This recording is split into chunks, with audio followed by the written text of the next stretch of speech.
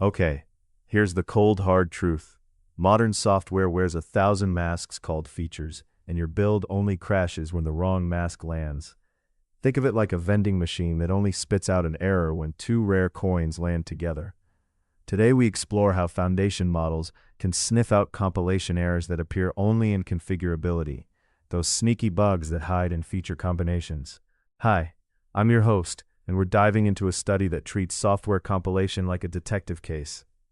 Traditional compilers check one configuration at a time, and even variability-aware tools can be pricey and hard to set up.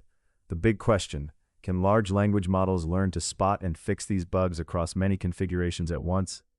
Researchers built a 5,000 sample benchmark of small configurable C systems, some with errors and some clean. They used two foundation models, GPT-OSS20B and Gemini 3 Pro, and compared them against TypeChef, a leading variability-aware parser. They also peered into real GitHub commits, 14 of them, and ran 42 mutation scenarios to stress test the approach. Here's the punchline. On the small benchmark, GPT-OSS20B hit precision of 0.97, recall of 0.90, and accuracy of 0.94, clearly beating the conventional path and on par with Gemini 3 Pro. When it came to repair, the same model produced compilable fixes in over 70% of cases. In real-world data, ChatGPT 5.2 detected almost all injected faults, missing only 2, and even flagged a Linux commit with a 1,000+ line change as suspicious. What makes this exciting is the simplicity.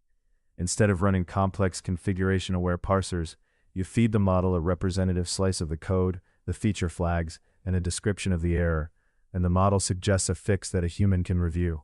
It's not magic. Execution time, cost, and the model's context windows still bite, but the combined signal of learning and code structure yields practical gains. Imagine a future where every feature toggle you flip gets a quick, trustworthy sanity check.